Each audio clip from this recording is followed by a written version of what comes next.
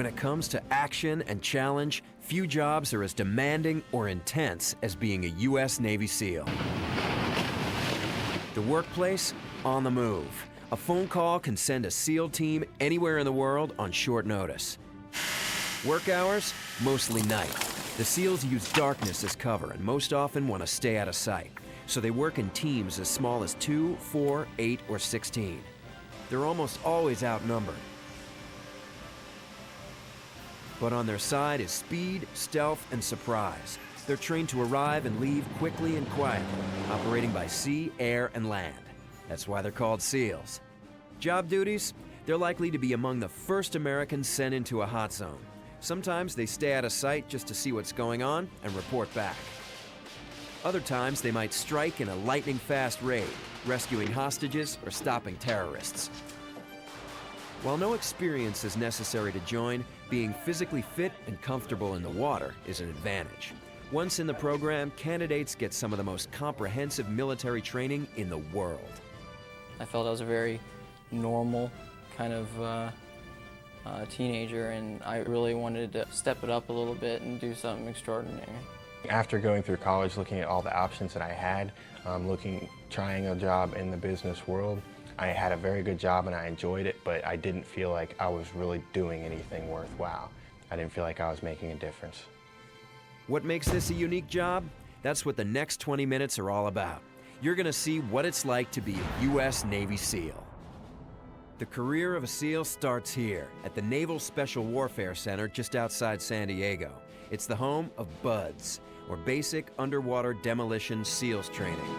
This little piece of lettuce in a real-life situation could give you away. BUDS lasts 6 months. It's been called the most physically demanding training in the military. Candidates need to pass a tough physical fitness test just to make it here. Then the first few weeks of BUDS prepares them for their first big challenge, Hell Week.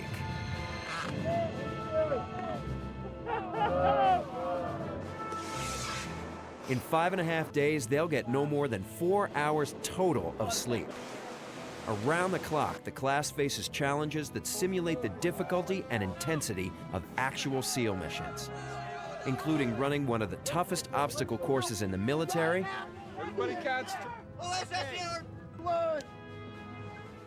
and having to land rubber boats at night in high surf against unforgiving rocks. The training is made even more challenging due to sleeplessness, exhaustion, cold temperatures, and often a range of potential injuries. Doctors check each student twice a day to be sure they're fit to continue. Any significant injury, and the student is pulled out of Hell Week. BUDS is terrifying. It's gratifying. Cold, wet, miserable. What you go through every day challenges you more than you've ever been challenged in your whole life. I'm going to thank my instructors for being able to push me past my limits. What your body can accomplish is really far more than what you previously had thought. There's nothing you can't do. And then not being able to sleep and just, falling asleep standing up. During Hell Week, I found I could fall asleep while I was underneath the boat while running. Get the log up. Not every student can push himself hard enough to succeed. In fact, 2 out of 3 students quit during this 6-month BUDS course by ringing this bell. Their helmets stay behind as a reminder to their classmates. What drives the students who do make it? We're in a surf zone rolling around, it's freezing cold. Guys are laughing, making jokes, singing songs. And I think you have to have that kind of sick, twisted sense of humor to make it through BUDS.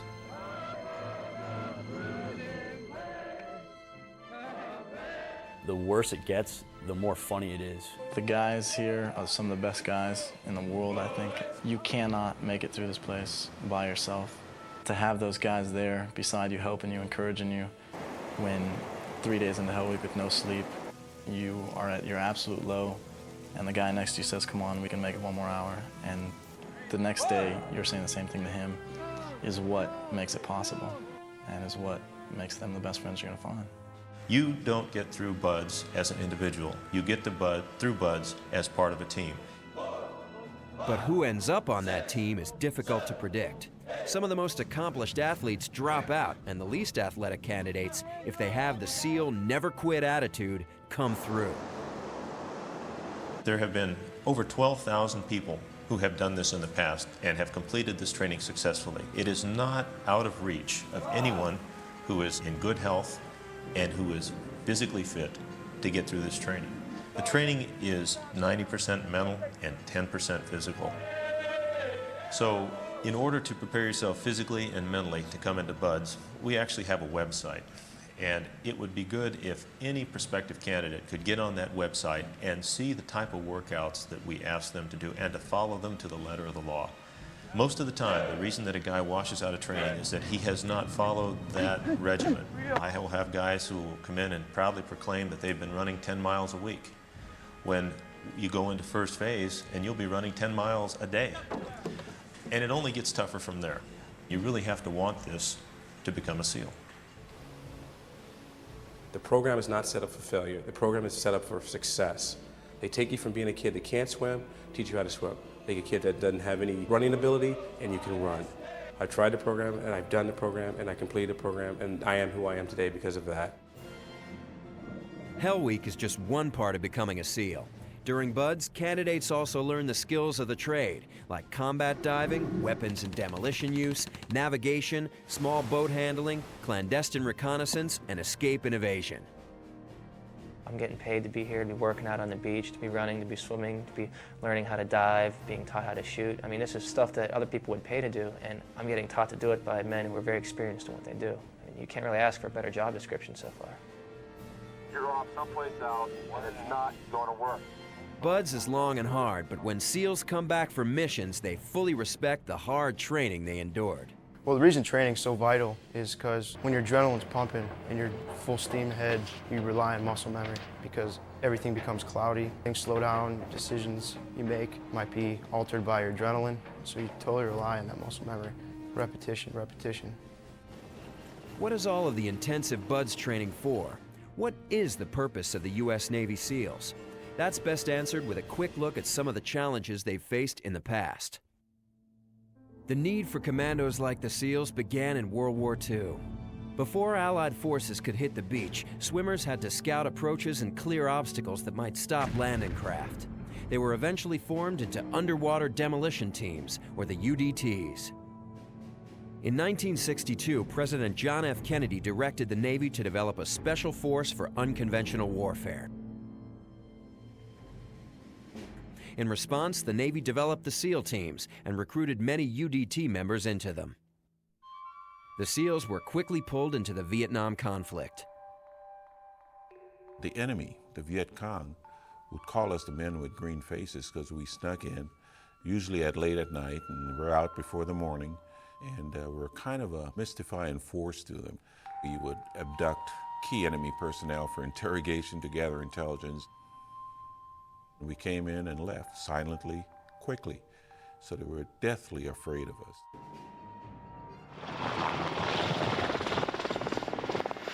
The SEALs became one of the most decorated combat units in Vietnam. One reason why is men like Mike Thornton. Petty Officer Thornton and his teammate, Lieutenant Tom Norris, were inserted into enemy territory from the water. They ran into an intense firefight with North Vietnamese regulars and got separated. When Thornton asked the South Vietnamese fighting alongside him where Norris was, they told him, shot dead. Thornton said, "We're not leaving him." And Mike, by himself, went back in several hundred yards, found Tom Norris, who was gravely wounded, just barely conscious, killed several North Vietnamese that were right with Tom Norris at the time, threw some grenades, did some firing, opened up a hole, grabbed Tom Norris, threw him over his shoulder, and ran back to the beach through a hail of gunfire, took him through the surf zone, and swam him out to sea, where a boat rescued them. Mike very easily could have said, well, I guess he's dead and it's too dangerous to go back and get him. That's the mindset of our community. It doesn't make any difference what the risks are. The teammate needs help, you go help. For saving Tom Norris's life, Petty Officer Mike Thornton received the Congressional Medal of Honor and carried out a SEAL tradition that continues to this day. No SEAL has ever left a teammate behind on a mission, alive, wounded, or dead. SEAL teamwork was tested again on the Caribbean island of Grenada in 1983. They were part of a fast raid to stop a growing Cuban military threat. Commander Donald K. Erskine led a team of 12 SEALs, half of whom he hadn't worked with closely before, on a mission to take over a radio station. Intelligence had reported that it was lightly defended. The SEALs took the radio station, but were quickly surrounded by more than 100 enemy troops and an armored personnel carrier that was blasting them with a 20mm cannon. To make matters worse, when they tried to call for support, they found that radio frequencies back to U.S. headquarters had been switched without their knowledge. The building was flying apart. Bullets were coming through the walls like paper. We had to do the escape and evasion out to the sea. To do that, we had to fight our way through the field, through a crossfire, surrounded on 3 sides. I remember becoming very calm as I took my element out the door because I was sure that I was going to die right there. And all I could do was get my guys through the field as best I could. We fought our way in a leapfrog fashion down the field through a hail of bullets. The leapfrog tactic is a basic tactic that you learn in BUD/S training. Even though I hadn't worked with half of the members of my element, that tactic every frogman knows. And because of that, we were able to move down the field. That's the thing about SEAL training. You can always count on your troops.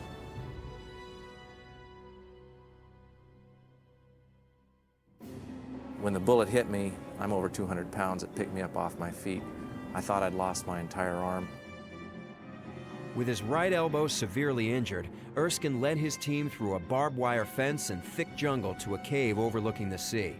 Waiting for darkness, they had to lay low and avoid both enemy scouts walking inches over their heads and American gunships blasting their position, thinking they were dead. At 3 a.m., they swam out to sea, where 5 hours later they were pulled from the water by a Navy ship. On board, after being awake for 48 hours straight, Commander Erskine accounted for all of his men before passing out from the pain of his injury. We'd have fought to the last man to protect each other. That is something that is a quality that you come to BUD/S with, but it's also built upon because of the nature of the training and the bond that's formed. Today, the SEALs could be sent anywhere in the world on short notice. A new generation is fighting a new war. After September 11th is when everything came to realization, like, this is it, this is the deal, and we are ready. Right before we got on the plane to go into Afghanistan, the general in charge of special operations came up and gave us a speech, and he's like, you know, you can do your busy work all day long, and you could tie your shoelaces a million times, and check your knife and sharpen your knife 100 times, but at some point in the day, you're gonna have to make peace with yourself. And that kept on running through my mind as we were flying into Afghanistan.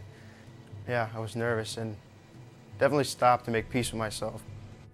The SEALs, some of whom were in high school just a few years earlier, were among the first U.S. troops sent into Afghanistan.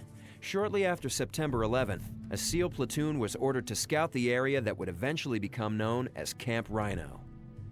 When we first got there, it was freezing. I had this problem with my goggles. They kept fogging up, and I was a driver, so I kept on having to stop and clean my goggles off. As we were moving, my biggest fear wasn't coming into contact. I'd say it was more driving through minefields. Desert patrol vehicles like these were one of the tools available to the SEALs in Afghanistan. I didn't sleep for about 4 or 5 days out there. I was up the entire time. And you go through your rotation, you do your job, and then you could sleep. I don't think one guy slept the entire time out there. Now that it's over, I really want to go back over.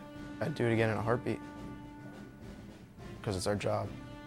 What makes the SEALs so effective? One advantage is that SEAL teams can get to their objective and leave with speed and stealth. From the sea, they ride in small craft driven by Special Warfare Combatant Craft Crewmen, or SWCS. Being a SWCS is a separate job from being a SEAL. It has its own demanding but shorter training program. If you want a challenge in your life and you want to be able to go 50 knots on the water in the middle of the night, then this is the course for you. When we start our jobs, most people are coming home from work and we're launching our boats. When they're getting up in the morning, we're coming in from a mission. It's a lot of fun, just a great place to be. One of the boats the SWCS pilot for SEAL missions is the Mark V Special Operations Craft. It can carry as many as 16 commandos up to 600 miles. 2 virtually silent water jet engines blasted ahead at more than 50 knots. If the boat runs into enemy fire, the driver can use the joystick like a fighter pilot to fly it back and forth in an evasive maneuver called yanking and banking.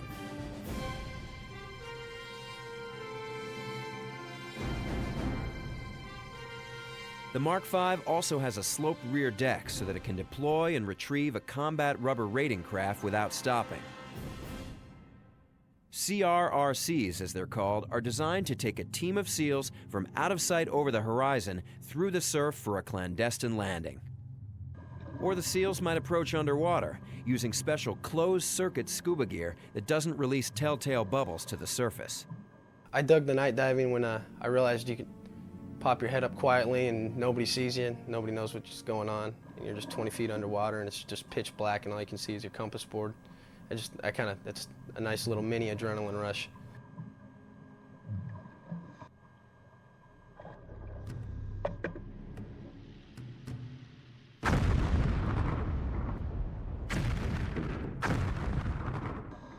Another way to travel underwater is aboard a SEAL delivery vehicle, launched and recovered from a dry deck shelter mounted on a U.S. Navy submarine.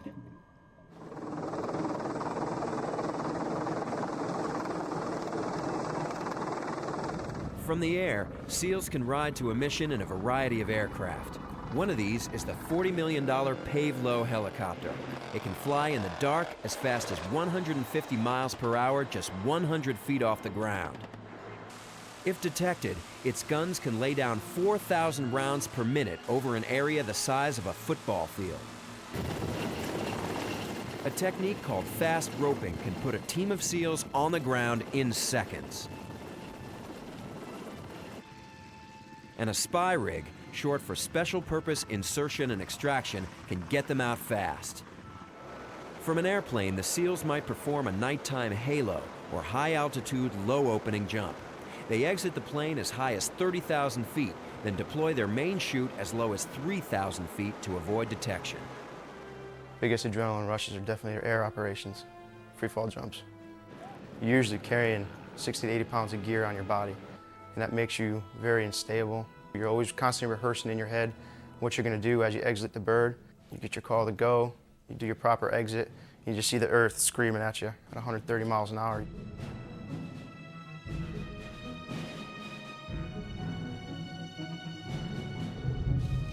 On land, the SEALs use a number of techniques for staying out of sight. One of the most sought-after jobs is to be on a two-man sniper team. You're sent deep into hostile territory to gather information or strike at the enemy's weakest point. Trained to stay hidden for long periods of time, it might take a sniper team as long as 12 hours to move 500 feet. The SEAL sniper rifle can hit a target from 3/4 of a mile away and deliver a bullet big enough to disable a truck or Jeep engine.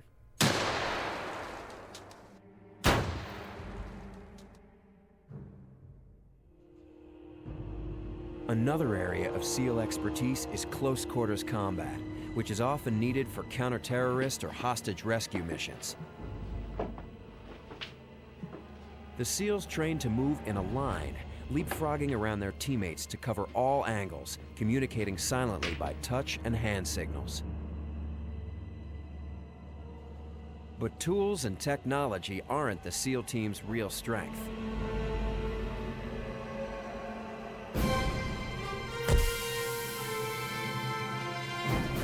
Naval Special Warfare relies, above all else, on what instructors call the Mark I Mod O SEAL, a naval commando hardened by some of the most difficult military training in the world. SEALs are confident, and they're cocky, and they're very, very good at what they do. And I would say to tell a SEAL he'll fail, a SEAL won't believe you, because he won't go out unless he knows he has a chance of success, and he always goes out. For more information about Naval Special Warfare operators like the SEALs or SWCS, or to see what it takes to join these programs, check out these websites.